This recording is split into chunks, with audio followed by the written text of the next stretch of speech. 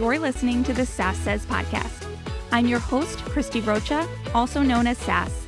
I identify as a woman, a wife, and a mother. That should tell you a lot already. And over the last few years, I've learned the value of talk therapy. I have seen how my inner work not only enhances my own well-being, but also my marriage, my parenting, my relationships. And in fact, you wouldn't be hearing this right now if it weren't for the work I've done. My mission is to debunk the misconceptions and stigmas around what therapy is and who it's for. Let's normalize working on our mental health and seeking help when needed.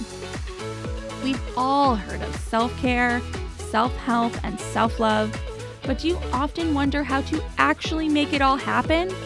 I do. You'll hear strategy-based conversations with professionals, as well as inspiring and validating stories from women who are just like you and me. Think of this podcast as the weekly therapy sessions you didn't know you needed, with a dash of sass, a lot of vulnerability, and me, relentlessly asking, but how? Hello. Joining me today is Justine Carino, a licensed mental health counselor, anxiety treatment specialist, and host of Thoughts from the Couch podcast. She currently maintains a private practice in New York and helps individuals and families improve symptoms of anxiety and depression, move through feelings of grief, and recover from dysfunctional family relationships. Justine has over 10 years of experience and uses both cognitive behavioral therapy techniques and family systems techniques when working with her clients. She also has a signature online program for perfectionists called The Path to Peace. This course offers a step-by-step system that is clinically proven to reduce anxiety, set better boundaries, and help you create a personal mental health routine. Yeah, okay. All of this sounds like things I need, right? So today, Justine shares with us a bit about her story, how anxiety shows up for her from childhood to now. This episode is a deep dive on anxiety. What is it? What isn't it? We talk about the difference between healthy anxiety and an anxiety disorder. We talk about the top boundaries we need in order to help reduce anxiety. Justine also takes us through a real-life example of fight, flight, or freeze, which comes with a lovely dose of relationship advice. So as always, stay tuned after for my final thoughts, and here's Justine. Hey, Justine, so nice to meet you. Thank you for being here with me. Hi, thank you so much for having me. I'm honored. Yes, I'm very much looking forward to this conversation.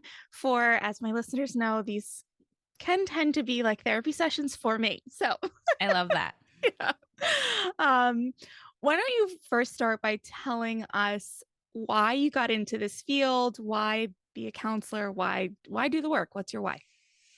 I love that question. I ask myself this a lot because I think I'm trying to narrow down like a one sentence answer, but I think there's a lot of different parts of why I do this. One is I believe in change and I believe people can change. And I think it's extremely powerful when people are able to break cycles of dysfunction that they've been exposed to, grew up with, dealt with at some point, so they can make their lives better and their children's lives better. So I call them cycle breakers. I know it's like a big term on social media, but it's true, right? So we grow up the way we grow up with the people who raised us, and we have our life experiences with our family and our friends. And sometimes we do things that we think are like normal or healthy or okay. And then we realize, ooh, that's probably not the best way to be doing things. And I want to change this for myself, and I want to change it for my children. And I think that's such a beautiful process when someone's able to break these dysfunctional patterns. So that's one reason, because I've seen it happen, and I think it's so beautiful. Two, I kind of got into this. I've always been really curious about people's stories and why people do the things that they do. I remember being like an adolescent or a teenager feeling very curious, like, why did she do that? Or why are they choosing this? Like, this makes no sense, but there's got to be a reason that person's doing that. And I took a psych class in high school and I fell in love with it. And I was like, oh, this is everything that I want. This is so cool. I want to be able to help people and understand people and help them make better decisions. And lastly, on like a personal note, I am, I think, brought to helping people with anxiety specifically because I'm an anxious person. Mm. As a toddler, I had selective mutism. It wasn't a diagnosis for me at the time, but knowing what I know now in my training now, when I talk to my family, my parents, extended family, it's clear that I was a toddler with selective mutism, and I quote unquote grew out of it because I didn't have treatment for it when I was about 6 or 7, and I started doing ballet, and I moved past that. But I would say anxiety has shown up throughout my life on and off since then. Okay. Okay. All right. So I'm gonna go back and share my follow-up questions as you were talking. Um, this belief that people can change and, cycle breaking, yes, very buzzy term right now. It's funny to me that as you're talking, I'm thinking, how what is the word? It's like everything you're saying makes so much sense that it's hard to fathom, but totally understandable that this would actually be a concept that needs to be talked about. Mm, Like, you don't even realize, like you said, you grow up a certain way, you think what you know and did and learned was just the way. And that is so deep that we now need a term for how we just want to do our lives differently than the house we were brought up in. yes. Like, Yeah. that's so significant, really, when you think about it. It is. And it's not like people walk around knowing this, like, oh, I'm this way because of the way my parents were and the way I was raised. They're coming, and I can only speak from like my psychotherapy practice. Here's an example. Someone comes in and they're heartbroken. I'm in the middle of a divorce and I'm devastated, and I find looking back, I'm constantly with the same type of partner. Mhm. And why am I this way? Why have I always been attracted to this type of person? And then we do the unpacking. I do something called a genogram, which is a fancy family tree. Mm. And we learn why this person has been attracted to the same type of person in, romantically over and over again. And then we're like, aha, chaos is comfortable for you, or you like the bad boy because, or you don't think you're worthy enough because of this. So it's usually like a problem in a person's life that they're frustrated with. And once we do the therapy and the unpacking, we start to learn the reasons why, the story behind it. So it Mhm. all comes together. But you're right. We're not really taught to look and challenge our upbringing or life experiences differently. We just think what is normal is normal. Yeah. Yeah, and I think when at least, in my experience, a lot of why I have this show is because my upbringing and childhood were, pretty good, right? Like I have a really great family and life, and that certainly doesn't mean there weren't challenges, but Mhm. that's almost exactly why this work now that I do in therapy is so hard for me because Mm, it's like you don't I didn't realize the significance of what it would feel like to, on one side of my brain and heart, know and love everything about my parents and what they did for me, and then still feel like, whoa, maybe even though that was the best they could do, it wasn't quite right for me. Or I interpreted what they were trying to do a different way. And it's painful and shocking, but really cool all at the same time. yes. I love that you bring that up too. Not every family is dysfunctional, Right. right? There are a lot of healthy families, and I think that's amazing and that's beautiful. So I want to value that.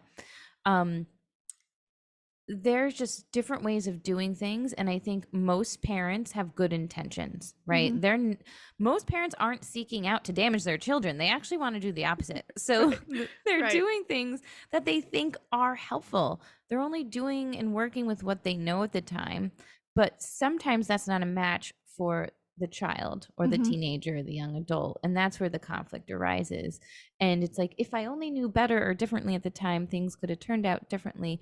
But I really believe most parents have good intentions. And I Mm-hmm. say this when I do family therapy. I'm like, Mom, Dad, I get what you're doing. It feels good. And you think it's what is right. And maybe that works for your older teenager, but your young adult right now can't handle this type of feedback or relationship or expectation.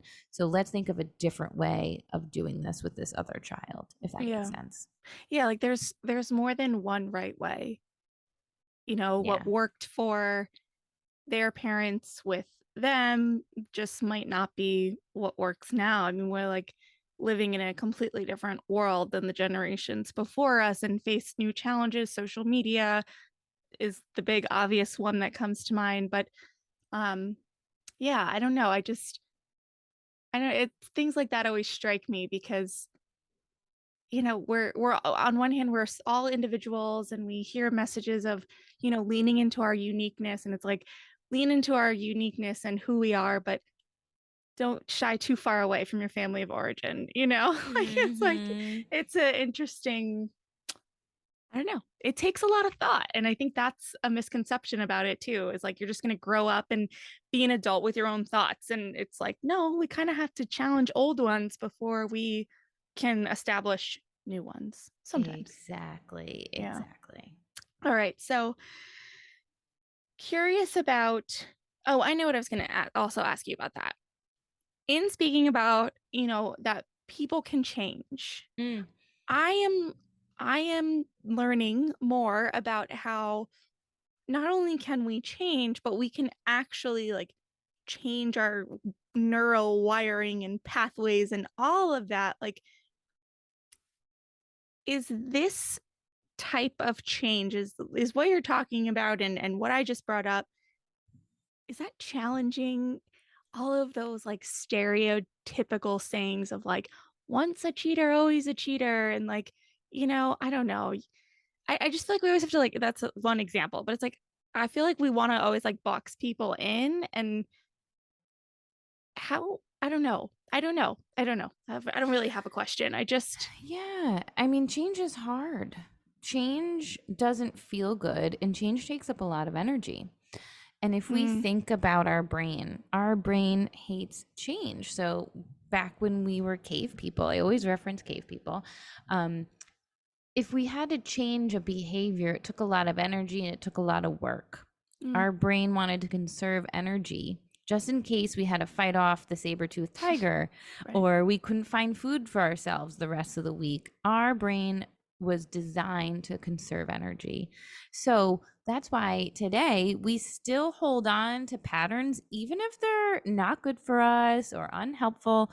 They're habitual and they're easy. We don't even have to think about it. They're a Mhm, habit. And our brain is like, yes, I love when things are habitual, even if they're not good for you, because I mm, don't have to expend energy on changing. mhm. So change is possible. It's very difficult to do, but it is highly possible. It takes time. And nowadays, people don't have patience, unfortunately, and they want a Yeah. quick fix and a quick change. So they usually quit before they see the benefit of the change coming. But it's possible. But our brains are designed to fight against change, actually. It will do anything it can to stay the same. It Mm, doesn't want to expend energy, which is mhm. fascinating. And annoying. Yeah. Very. Yeah. All right. And so, and just talking a little bit about your personal story, as far as being, calling yourself an anxious person, what does that look like for you now? Like, how does anxiety show up for you?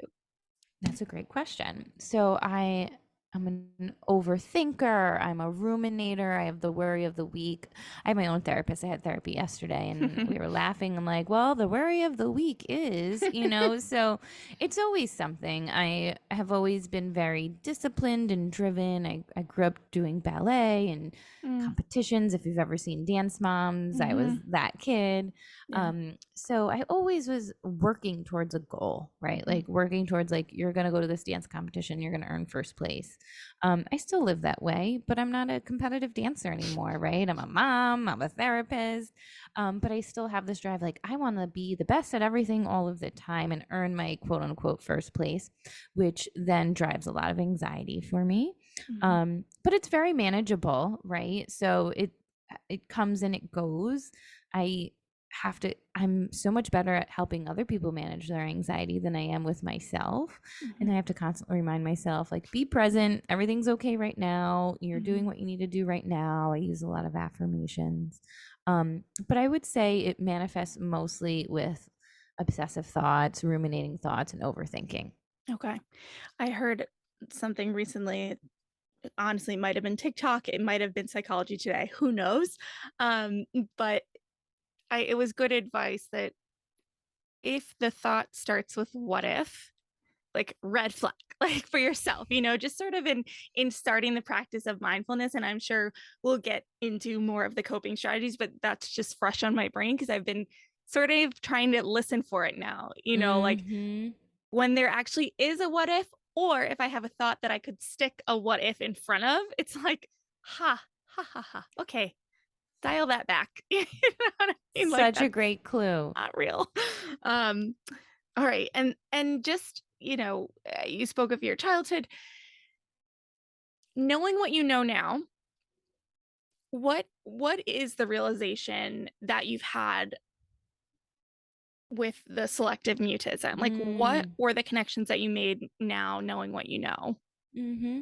So, I mean, like the clues were like I was a shy kid, right? Like I was very shy. And that's always the way like my parents describe me. Like, you were such a shy little girl, you didn't talk to anybody. And they would tell me Mhm. stories about like going to kindergarten and the teacher being like, she doesn't talk here at all. Like, does she talk to you guys? And my mom's like, yeah, what do you mean? So it was like pretty universal that I was only speaking to my brother and my parents and like my grandparents who were helped like take care of me when my mom and dad were at work. So it, as I was described, it was like I was extremely shy, but like knowing like the criteria of selective mutism, that's what was happening for me. I had this anxiety about talking to other people, right? And I was only talking to people that I was comfortable with, but it's also about control, right? To Mm, be able to control who you speak to is wild, right? As a little yes. kid to like I remember like going to like JC Penney's or Sears and taking Christmas pictures with my mom, like and with me and my brother, and um the photographer trying so hard with like a puppet to get me to laugh. And internally, I wanted to laugh so bad, but I made sure that I was like stoic, wouldn't laugh. And I don't know what that was about when I was that age, but looking back now, that was control, right? I Yeah. felt some kind of control. Adding to that, I grew up with in a household with an alcoholic father. So Mm, I connect the dots. And this is how we unpack, right? How things, mhm. symptoms come up. Maybe I felt out of control with some of the alcoholic behaviors that were going on at home. And as a toddler, I didn't know how to express that or identify that. So maybe I had some control of who I spoke to. Right. Um, so it all kind of comes together, when children or teenagers have some types of symptoms of something, it's coming from somewhere. Right. So my hypothesis is that that selective mutism, that shyness, that sense of control over who I spoke to and who I didn't speak to made me probably feel safe. Yeah. I probably felt safe and secure that way. Yeah. How many kids do you have? I have two. I have a almost 5-year old and an almost 2-year old. Okay. Okay. And so because I have an almost 5-year-old and a 2.5-year-old, and it's like thinking about being that age and having one of them like not speak is actually mind-boggling when I really think about it. The level of control that you're talking about, I can't even fathom it on one of my kids because most of the time internally I'm like, will you please just stop talking? So Yes. like, wow. Yeah. I mean, Yeah, it's that's, something. yeah, it is. It is. All right. So if you could give us a working definition for the sake of this conversation of anxiety, Mhm. please, because I think, kind of like how cycle breaking is buzzy, like anxiety is kind of buzzy right now too. And I'd love for you to just give your, kind of working definition of what it means before I really ask you to deep dive it. Sure. And I'll try and answer it a few ways. So, anxiety is an emotion that we are all designed to feel, Mhm. right? Anxiety disorder is something different. And sometimes I have to clarify this with clients or an audience too, and we'll see how this shows up in our conversation. But we, all people, were literally designed to feel this feeling of anxiety in order to survive as a species. So back to the cave people concept, we needed to feel fear to survive, right? We needed to be afraid of the saber-toothed tiger. We needed to be afraid of other cave people stealing our food, whatever. We needed to feel fear to protect ourselves, to plan ahead, to think ahead. That's why anxiety is tied with ruminating thoughts. That's a reason. We needed to think a lot about how to save ourselves and protect ourselves. So anxiety is necessary, but it's extremely uncomfortable because it's associated with our nervous system. So the feeling of anxiety triggers an entire response in our nervous system called the fight, flight, or freeze. And it does a few things, right? So back for cave people, it would rush that adrenaline and cortisol, all those neurotransmitters, to make us fight the threat or run away as fast as we can or freeze, kind of play dead. Our brain has not updated since that time. So it's not the saber-toothed tiger that we're reacting to in fight, flight, or freeze. It is a conflict with our partner. It's a fight with our kids. It's a deadline at work. So our brain hasn't adjusted to the triggers that we face today. So a lot of people with anxiety disorders have that fight, flight, or freeze over and over and over again. It's consistent and persistent. It's appropriate for us to experience anxiety a little bit, right? Maybe an event happens and you're anxious about it, and the event leaves and your anxiety goes away. But when the anxiety continues after that event, and now there's another event and another event and another feeling, and all of a sudden you realize like 6 weeks have gone by and your anxiety hasn't dissipated, then maybe we're dealing more with an anxiety disorder. So we all were designed to have anxiety. It's necessary for survival, but when it's consistent and persistent and interferes with daily functioning, then we want to be concerned with an anxiety disorder. Okay. Okay. Can you use, because this is something I hear a lot, the fight, flight, or freeze, and I don't know why, but I'm sometimes confused by it. It seems pretty straightforward, but can you take, one of the examples you mentioned, say a conflict with your partner, Mm-hmm. and what would it look like to respond in each of those three ways? I love that. I love that. Okay, cool, Um, because I need the visual of like a yeah. example. So let's say you're in a fight with your partner and you start to get really angry, right? And anger is closely related to anxiety. So anger is usually secondary to fear or panic or anxiety. Mm, Usually fear, panic, anxiety, worry comes first, and then irritability, rage, anger comes second. But it's so fast that we see the anger, hmm, right? So usually when in a conflict with a partner, there's anger, there's also something under there, sadness, anxiety, whatever. So if we're in a fight with our partner, our part of our brain gets triggered, like, ooh, I'm gonna fight this person, flee, or freeze. So if you're reacting with fight, you're in the argument, you're fighting, you're going back and forth, you're saying mean things, your adrenaline is pumping, your heart is pounding, you feel tense, you feel like you could explode, right? So that's the fight. The freeze, and we see this a lot, particularly with men, where they kind of shut down, and it's called they stonewall. mhm. They get quiet and they're trying to self-regulate, and women tend to follow the man around the house. Why are you ignoring me? Why are you not answering me? Blah, blah, blah, blah, blah. And the man's I've getting totally madder. done that before. And the man's getting madder and madder and madder, and then he explodes, and then the woman's mad that he exploded. But men typically freeze. They're like, this is too much, and I don't want to deal with this, and I can't particularly go into the gender differences of why this is. Mhm. But so that's like the shutdown, like the silent treatment. They Mm, can't deal, or for a woman too, you can't deal, you can't talk about it. So then that's like the freeze of it. And the flee is walking away, like leaving the house and running away from the issue, avoiding the issue. Again, that could be silent treatment too, like not talking to your partner about this because you just have to get out of there. The conflict is too disruptive and there's too much impact on you, so you try and run away.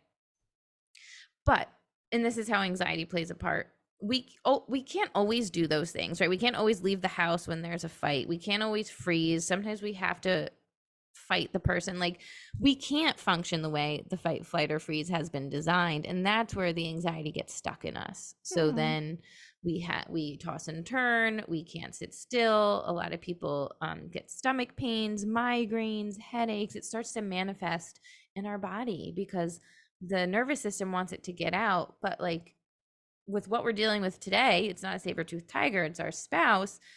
We can't really fully go through that fight, flight, or freeze response, and so then the anxiety is there, if that makes sense. Well, and I'm what I'm thinking of is using this example when my response is one way and my partner's is another.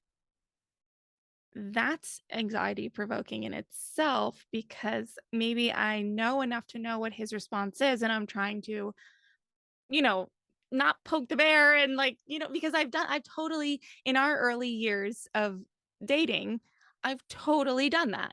Like, he wanted to just shut down and I'm like literally chasing him around the house. Like, no, we need to talk about this right now. And it just made everything worse. Then he would get mad and then I would cry. And then it's like, I had totally have been in that situation. And now, so many years later, my instinct is still the same. It's just talking myself through it as to not actually continue that pattern of, well, if I respond the way I want to, he's still responding the way he wants to, and this is going to end up in the same situation we were in 15 years ago.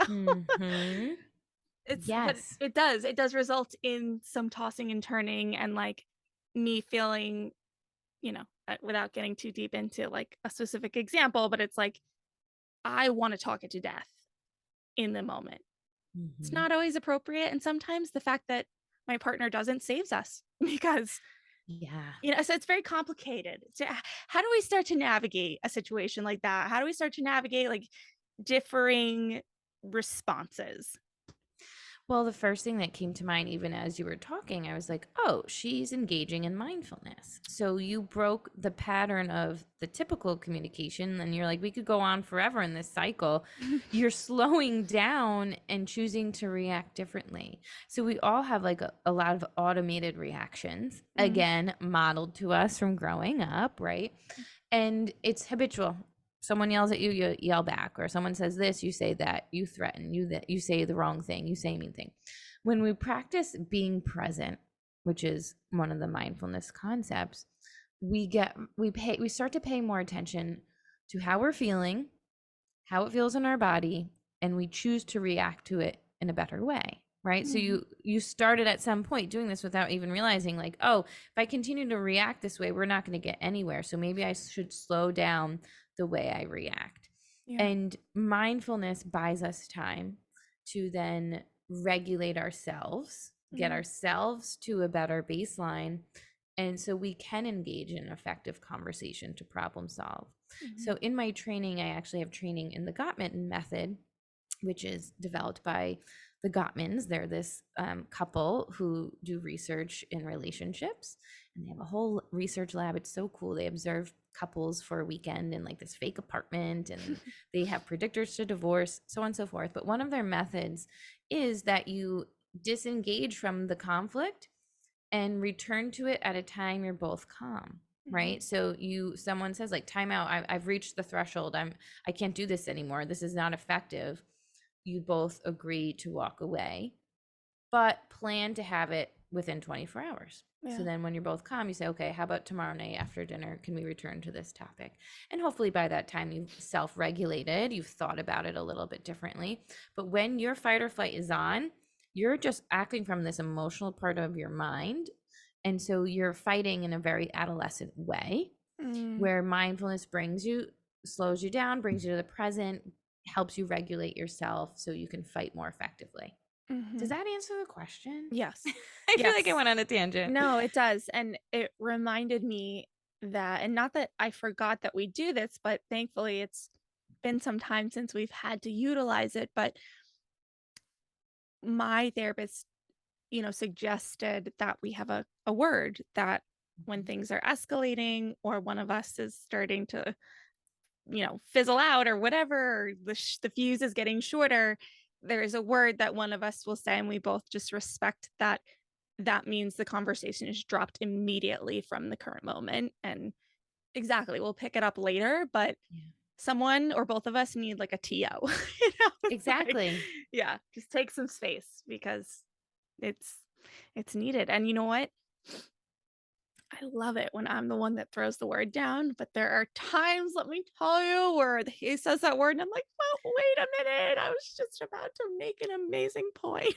Yes, it's so frustrating. And you're like, but I want to get this out. Like, I Yeah. need to get this out. And that's like our own work as humans to like, all right, I need to self regulate. I will get this out in an hour, 2 hours, or tomorrow when he's actually able to listen, right? Yeah. Because Right. I when know. people are Yeah. mad, they're not going to listen. They're just defending their point of view. Yeah. So no matter what you say, they're not even listening. They're thinking about how to defend themselves already. Yeah.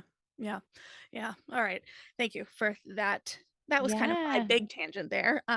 No, it's fine. I want to go back to, the idea of anxiety being something that we all experience versus, an anxiety disorder. And I wrote down like healthy anxiety versus anxiety disorder. It's I feel like there's a spectrum of anxiety, even within calling it a disorder. Is that Yes. fair? So like talk to me a little bit about like, being at one end versus being at the other. Help someone listening maybe start to recognize maybe where they are on the spectrum. If they're on the spectrum, like what's healthy versus not. And once we've maybe identified that there maybe is a more significant issue, what would it look like and feel like to be on one end or the other? It's a great question. 100% it is a spectrum and it's going to look different for everybody. Um, I just had this conversation with a parent last week where both daughters have OCD, and the one daughter's OCD is really interferes with the functioning, right? Mm, Like gets in the way of this person getting to school on time mm, because of like the rituals and the checking. Where the OCD in the other daughter is more internal in their mind, overthinking and having obsessive thoughts and compulsions related to those thoughts, but it's more manageable. So both meet criteria for OCD, but the level it debilitates them varies, mhm, right? So mhm. I think we also want to measure like how much does the anxiety interfere with someone's lifestyle and what can we do to get them functioning better. um but it could look so different, right? So I'm thinking of some people that come in, usually they've experienced panic attacks, right? Mm. So once panic attacks start, I'm like, dude, get yourself to a therapist. Let's figure this out. I don't want you living with panic attacks. Like that's the Right. epitome, like, okay, this is your Okay. red flag for sure. Mhm, You don't have to live with panic attacks. Those are manageable. mm. But also a lot of people have somatic issues. Like I've had clients walk in, they're like, I puke every single day because I'm so nervous Uh, and I can't sleep and I can't eat. I have a loss of appetite mm. and I have like all these stomach issues that look like IBS, and I'm on IBS medication and that's not really helping. So there's a Wow. lot of physical um, issues that are related to someone's anxiety. So I'd be like, oh, that's a visceral response. Like we're on this high end of this spectrum where now physically you have some symptoms, right? Mhm. Um, I think we also have to consider like nervousness, right? So some people can be nervous every day for certain things and then that passes. Where if someone struggling with anxiety disorder, like has a baseline of anxiety all day long, but then it spikes throughout the day. Okay. Whereas someone with quote unquote normal levels of anxiety, their baseline is like, I'm pretty content, I'm chill. Oh, I got really anxious when I was called on in class, but the minute I answered, like that went away. Yeah. Whereas someone with an anxiety disorder, I'm just using that as an example, like that doesn't go away. They go to their like 5 out of 10 anxiety, but throughout the day, maybe they get to a 9 out of 10 with a spike. Mhm. So there's really such a spectrum, and it looks different for everybody, and there's different treatment methods for everybody too, right? Mm, So there's exposure therapy for people with phobias. There's exposure therapy for people with OCD. Um, Generalized anxiety would probably start with some cognitive behavioral therapy. Some anxiety disorders really require psychiatric medication to get them to a baseline. So it's such a spectrum, it's such a variety. Every client I see, it's a unique treatment plan. But there's certain things where I'm like, okay, let's consider medication because we want to get you feeling comfortable, right? So mhm. that's where like the panic attacks, the throwing up, all these somatic symptoms, sometimes you will see people respond the best with getting on a medication and then doing the CBT. Because Mhm. if you're too triggered, you can't do the cognitive behavioral therapy. You need to Yeah. get to a baseline. Yeah. Yeah. I wouldn't have fully understood that without having the experience of almost needing medication to just help me like function before I could do the work. It's like Yes. you have to be able to get out of bed. You got to be able to read the books and talk to the therapist and make phone calls and advocate for yourself. And sometimes, whether it's for me, it was more depression, but anxiety was there because the depression made me put things off, and then I would get anxious about the things I would put off, and it's a twisted cycle that you get in. But yeah, it was like the second I got on medication, it's not a happy pill. It's just it's a function pill. It's There like you go. yeah, Exactly. yeah. It gets you to function at a better baseline so you can actually do like the things you need to do. But I love that you gave that example because some people don't understand like psychiatric medication is so useful, and you could try talk therapy or CBT, but if it's not working, that's an indicator maybe you need a medication first so you can Mhm. really follow through with what you're learning in therapy. Yeah. And the other thing I was thinking of as you were talking, and the example of, having such a level of anxiety that a doctor was maybe thinking this person had IBS, like I feel like that has to happen so often. I mean, I'm even thinking of on a lesser scale. I'll remember the year before my wedding, I had consistent acne. Like, intense acne that I had not had since, like, middle school or high school, and I swear to God, it was, like, the second all of the planning was done, "Oh, where's my acne? It's gone." Fascinating. And, I mean, even, like, in the weeks before, I called out sick twice because I would randomly, like, wake up and be throwing up, and it's so kind of embarrassing that now planning a wedding is what would have triggered all of that. I've learned a lot since then, but those were manageable, quote unquote illnesses or side effects of what was truly stress and anxiety. But Yes. there are situations where it's possibly so much more intense, even life threatening. Yes. What do you think we start to do about that? Like where is the I don't know. I don't know.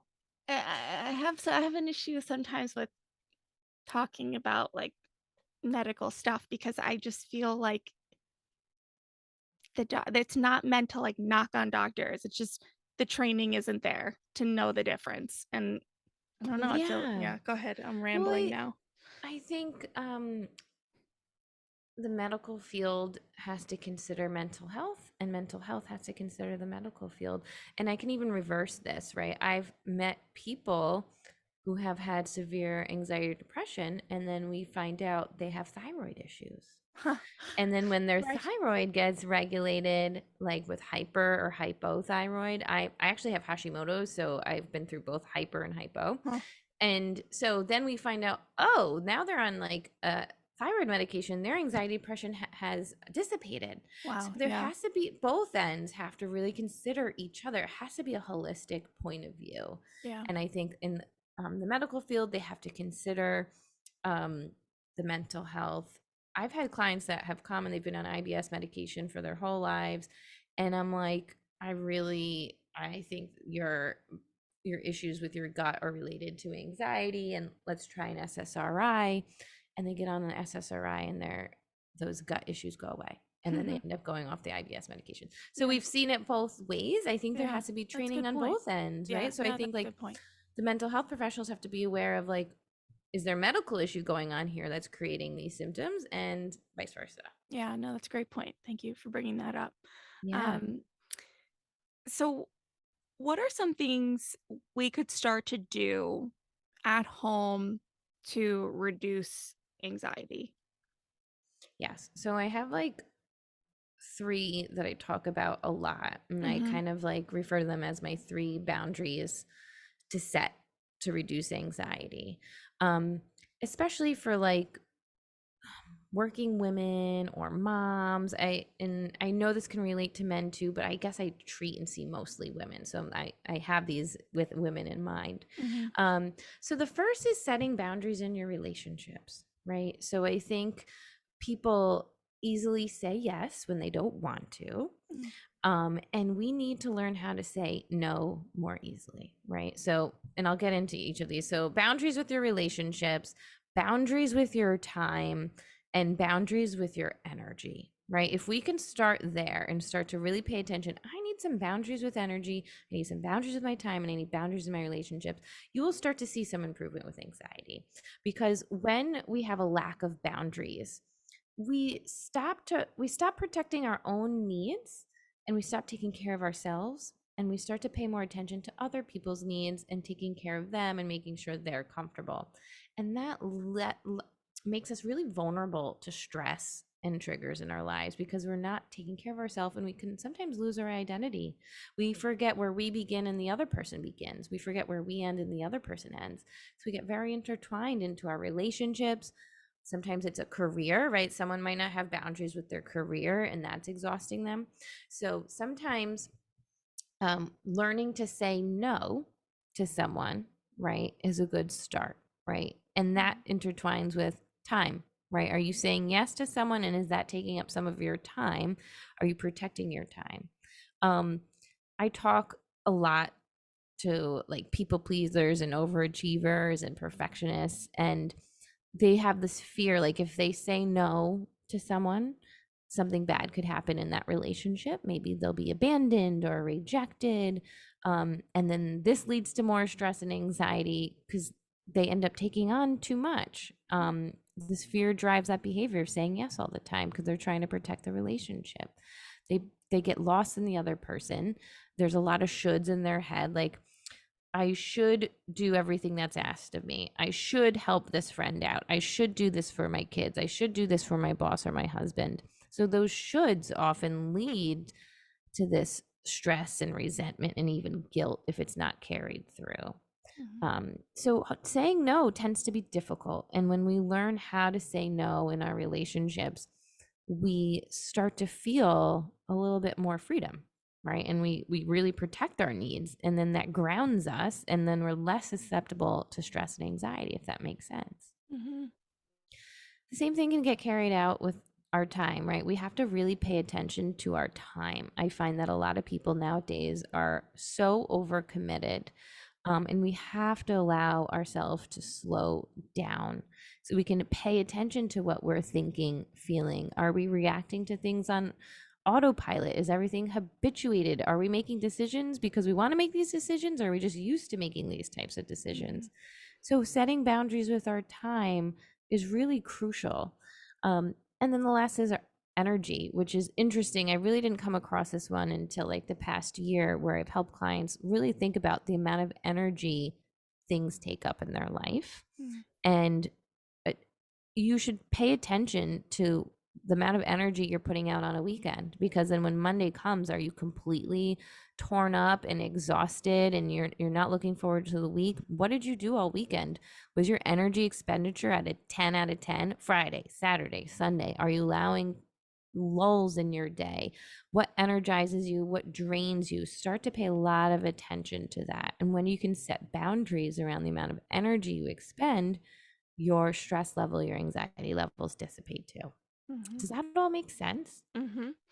I want to ask you, you know, someone's listening to this and going, all of that sounds amazing. I need every inch of it. And it starts with saying no. Like, how do we learn to do that? Practice, a lot of practice. And we start small. Like we literally pick one thing we want to start saying no to, Okay. right? Mhm. And it could either be something in your relationships, it could be something at home, it could be something with your schedule, it could be with your boss. Don't do it all at once. Pick one thing. So, for example, let's say, every Friday your boss asks you to do something for him over the weekend, and that's not part of your contract or your plan, but you've just started doing it and we think it's the way it is. Have a conversation with your boss and say, you know what? Could you from now on, can you start giving me these assignments on Wednesday or Thursday? So start small with one person, something you've been trying to say no to and you can't, and see how it goes. I bet you it's not going to be as bad as you think. Right. We often, with anxiety, think of the worst case scenario. If I tell him this, he's going to fire me. Yeah. No, I really doubt that, Yeah. So I say start small, or even smaller too. This could be like when you're out to dinner, right? And maybe you order the wrong drink and you have to be assertive and tell the server, oh, this wasn't the drink I ordered, right? Are you the person that will just drink it anyway? You don't want to inconvenience anyone? Or could you politely say, oh, excuse me, I have to order a different drink. This isn't what I ordered, right? So we start small and then we gain confidence with this assertiveness. And then we're like, oh, okay, I can handle this. This is good. And then you start saying no to bigger things and bigger things and bigger things. And before you know it, you are really good at setting boundaries in your relationships with people. So we start small with this and we build it up. Mm-hmm. And is this what the type of work that someone could expect to get and gain from your course? Yeah. So I do have a section. So boundary setting is one of the 5 pillars I teach in my course. Okay. So I have a course called The Path to Peace, and it's just like a mini anxiety management course where it's videos and some PDF content on these 5 pillars that I like to go through with clients, whether they're coaching with me or they're in my psychotherapy practice. So boundary setting has its own section in there where I talk about the importance of boundary setting. I get into these 3 branches of it, but I also have some scripts in there of what people could say to start setting boundaries, which I think is really helpful. People need a script. I go over that in my one-on-one sessions. Sometimes I'll have like a client write down exactly word for word how to set this boundary with someone. So I thought that was useful. So I have that in the course.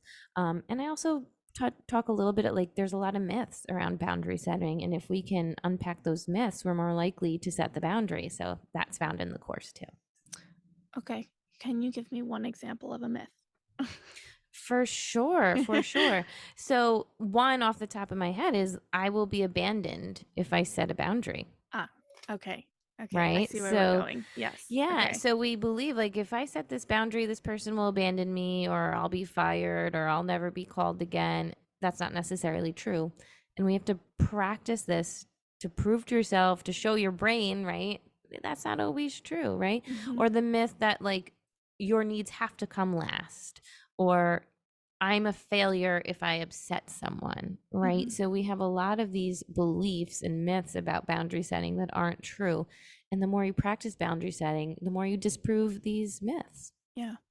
Okay. And I have to ask because as you were talking about struggling to say no, I related to that heavily pre-pandemic.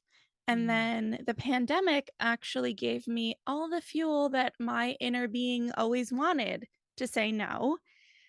And now I find that when I should myself, I should say yes because I so often say no. Interesting. Yeah. And I have a hard time sort of navigating my own BS. Am I saying no because this is actually healthy for me to say no? Or is it just more comfortable for me to stay isolated? It's a great question. Well, but you don't know the answer. Only I know the answer. Yes, I was gonna say I can't tell you. You have to unpack that for yourself, right?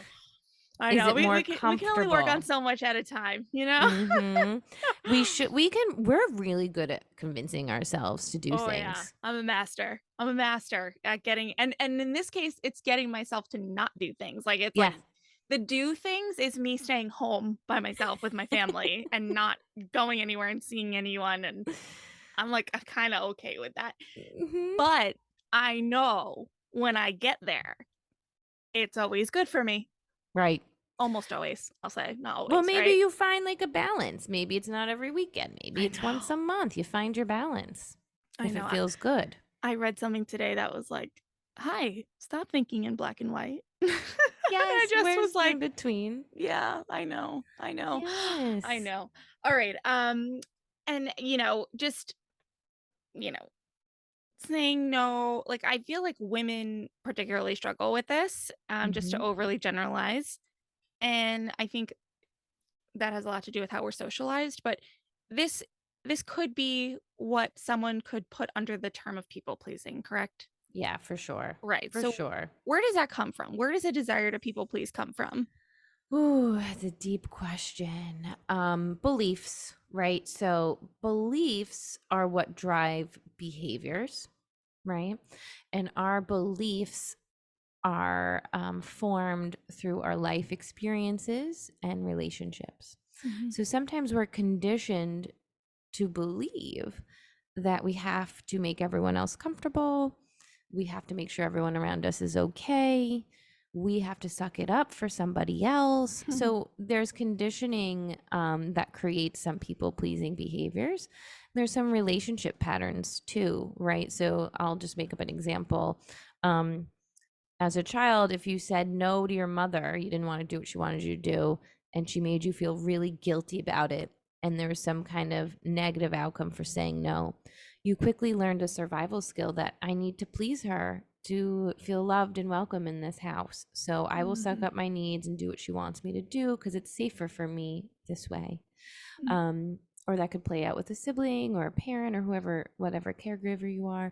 Maybe it was in your social relationships. Maybe you really conformed to the people around you and you did what they wanted you to do, and that made you popular or gave you Mm. praise or gave you an identity. You learned, if I can accommodate them and not myself, I get a benefit out of this.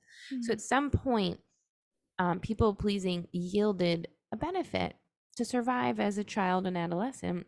And now as adults, our, our prefrontal cortex is developed and we're now thinking more critically, and the people pleasing doesn't work as well anymore. And we're tired of it. And we're like, oh, okay, there's got to be another way to live. This is exhausting.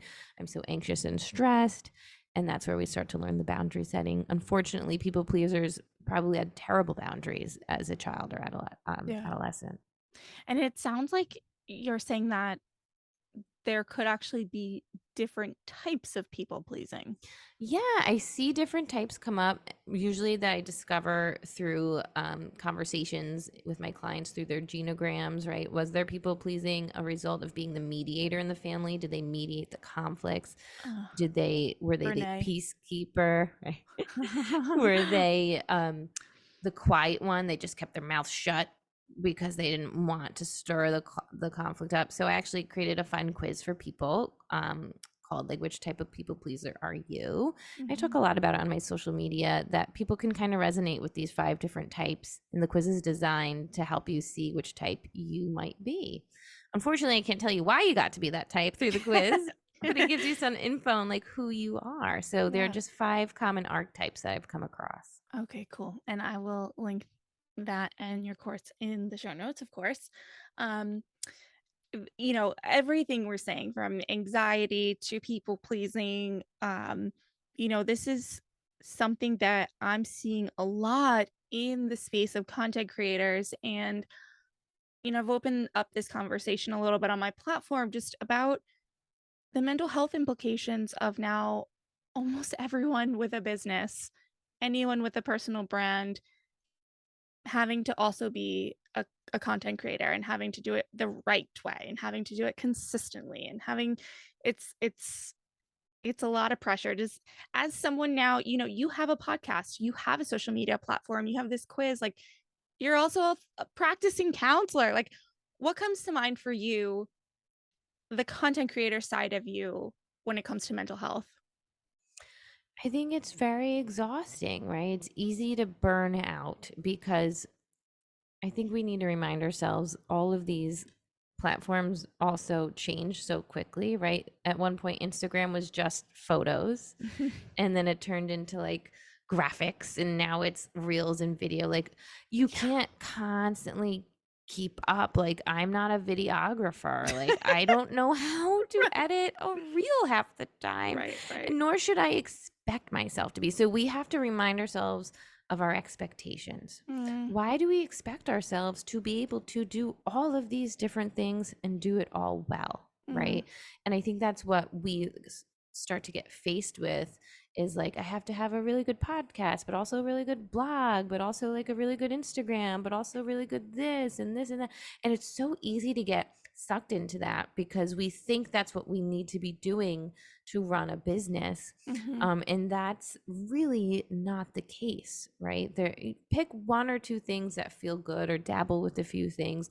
But I totally relate to that pressure of like, oh, there's maybe a belief, if I don't keep up with all these areas, I won't be a successful business owner, right? Right. Well, let's prove that to be false. Like, if I deleted my Instagram account tomorrow, would I still have clients? Yeah, I would, right? Right. So I have to remind myself this is a choice if I want to show up on Instagram. If I shut down my podcast, will I have clients? Yes, I would. So I have to remind myself my podcast is a choice. Whatever I direct my energy, again, protecting our time and energy, I have to remind myself it's a choice of what I'm doing. It has to feel good for me. And I should not expect myself to be the best at anything other than, for me, it's being a trained psychotherapist, right? That's what I went to school for. I didn't go to school to be a content creator. So Right. I think we have to reset our expectations for ourselves. Yeah. Yeah. I've been thinking about this a lot, and um, I want to say it was a TikTok that I saw, um, where she's kind of talking about how the internet and the social media platforms that millennials once knew are no more. Like, Mm, the internet that we feel so attached to and feel like we sort of started, because social media, we did really. It's like we were the first ones to be using it from a really young age. They've changed so much, and the way that we use internet now, the way that we use social media platforms has changed so much, and I find, for me, that is now a pain point, in the sense that social media used to be second nature. Take a pic, post it, ding, dang, boom, caption, like it, done. yes. And exactly like you said, it is now evolved so much and so far from what I once knew it to be. And I think, now I'm going to get on a tangent here now, but it's like, I never thought that I would be in the category of people that had to be taught how to use Instagram. Do you know what I'm saying? And Yes. that's like mind-boggling to me, because we were always the pros at it. I was the one teaching the generations ahead of me, and like showing the younger siblings the ropes, like, oh, you don't have Yeah. Facebook yet, well, let me show you. And now I'm like, wait a minute, I started this thing and I don't know how to use it. That is such a great Yeah, point. it messes with me. I feel the same exact way. Like, I've even had like teenagers say to me, like, "Do you know what Snapchat is?" I'm like, "Yes, I know what Snapchat is." I know. But like, it's just, but I don't know how to use half the things that Instagram can do now. Like, literally, I tried to make a reel today. I will post it soon, of like when the words pop up and they disappear. I've never Oh done yeah. that before. I can't tell you how long that took me. I'm like, this took me like 20 to 30 minutes to figure out. I'm never doing this again.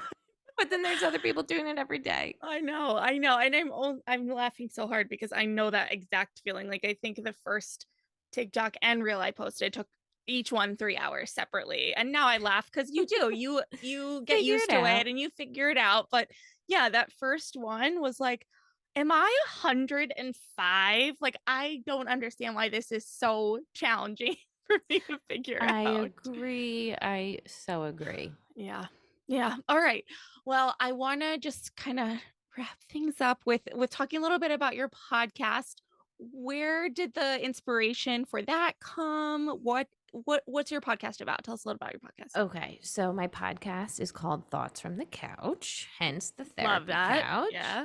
So I'm obsessed with podcasts before I had one. And I can tell you, there's so many crucial things I learned to do in my life through podcasting. Like I would listen to a podcast, I'm like, oh, that's how you do it. So a lot of people use it to listen to stories.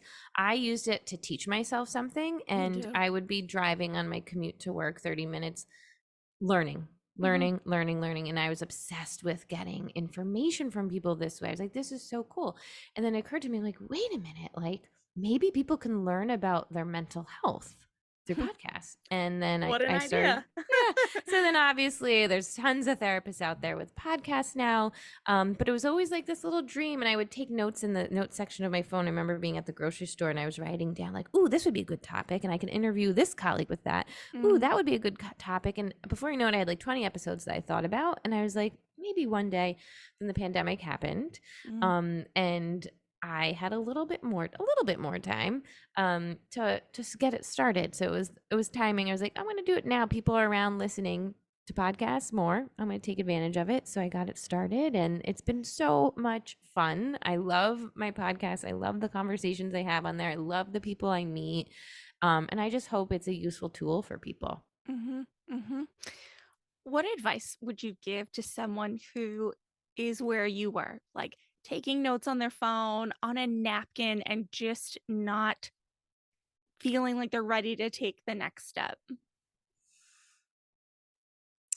And are you asking the next step towards a future or a dream or a goal, or next step Yes. towards their mental health? Yeah, more generalized. Like what was it maybe for you that made you just finally like, you know, Do things. yeah, like get it going, take it from idea and thoughts on a napkin and on your phone to actuality. I think it's just having faith and taking a leap Mm. and trying it and knowing if it doesn't work, no one really cares. Right. No one's going to Yeah. call you and be like, that thing you tried to do failed, and I'm so disappointed. No one cares. This is Yeah, the no sad one reality. knows. No I one's know. watching us as closely as we think they I are. know. And we'll beat ourselves up. But I so far in my life, every time I've pushed myself to get out of my comfort zone and try something new, whether it's open a private practice or put up a reel or start a podcast, it's been scary, overwhelming, frightening. I have a reaction, but it's always the other end always turns out better than I thought it would be. Yeah. So I think we have to really let go of expectations. We have to take a leap of faith. If you mess up, remind yourself no one cares. No one's tallying your mess ups but you. No one cares, right? So try it.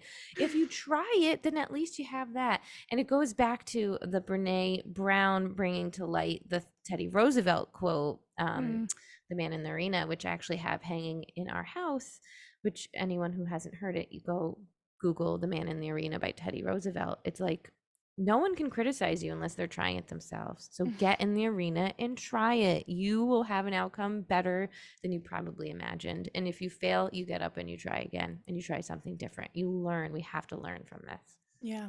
Yeah, totally. I hear from people a lot, and I experience it myself. It's like there's this fear of, I don't know if it's embarrassment or what, mostly of putting yourself out there for the people who know you to see it. And at the end of the day, they're probably not the people you're trying to talk to anyway, Yes, So you don't need like, their approval. I don't need them. I don't need them to like it. I don't even need them to watch it. Like that's not, No. I do appreciate it. Don't get me wrong. There you go. There you go. But I'm grateful. But if you don't Yes. like it, move on, Move on. Totally. You're not doing it for them. You're doing it for you. And Yeah. what are they doing? Right. That was my point. Thank you. Hello. What That are was they the whole doing? man in the arena thing. That was exactly what I'm saying. It's like, while there are so many people with platforms and podcasts and doing the things, there are still so many who aren't. And until you've put yourself out there in that way, it's hard to know what it feels like. It's hard to know how vulnerable it is. And so, It is. stay in your vulnerable. lane. Exactly. All right. Well, Justine, is there anything, on your heart, on your mind related to anything we've talked about today that you want to make sure to say, or anything I didn't think to ask you around some of the topics we talked about? Sure. Well, obviously, thank you so much for having me as a guest and being able to talk about all of this. Um, I would say that if you've been thinking about getting some kind of help for yourself, right? If it's mental health support, if it's help on how to start a business, if it's help on how to do your taxes correctly, who knows? Whatever help you've been thinking of wanting but haven't done, do it, invest in it. Mm-hmm. It will make life easier for you. There's always people have answers that you may not be able to be aware of. And so if it comes to mental health and you've been thinking like, I've been feeling this way for so long, I don't know what to do about it, see a professional, right? Yeah. They're trained, they can guide you on how to move through these emotions and manage them better. Yeah. Yeah. Boom. All right. We'll leave it That's at it. that. Thank you so much for your time today. This was great. I learned a lot. Thank you so much. Thank you so much for having me.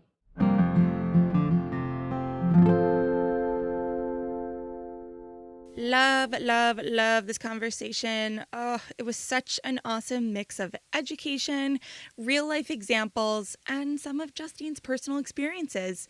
And anyone else feel me on not fully understanding fight, flight, or freeze until now? I so appreciated the examples and explanations Justine gave throughout that entire portion of the conversation. But I mostly want to talk about the boundary setting, the myths and the misconceptions around boundaries, and ultimately just how important they are. Justine talks about boundaries with our time, our energy, our space, our emotions. Basically, anything that can get overrun by other people or circumstances can have a boundary around it. When was the last time you said no to someone or something? How did it make you feel? What can you learn from that experience? Or flip it. When did you last say yes to something that you immediately regretted saying yes to and wished you hadn't? Obviously, it's okay. We're all learning this together. And I just want to reiterate that anxiety is something we all experience. And like Justine said, there is a very healthy place for it in our lives. If you are feeling like the place for it is taking over your life, getting in the way of your life, or if it just bugs you enough, get some help. I'm telling you, it is life-changing. I work with my therapist, I work with a psychiatrist, I work on myself constantly, and it's so awesome when you finally see some of that work. Anyway, all right. Thank you, Justine. Check out her social media, her course, her podcast. Thank you for listening, and we'll see you next time. Bye. Thank you so much for tuning in today. Sass Says is a production of Luann Garrett, Inc. This podcast is meant to be educational and not meant to replace professional therapy or professional medical attention. To learn more about today's show and what's new in my world, head over to sasssays.com. Thanks so much. Talk later.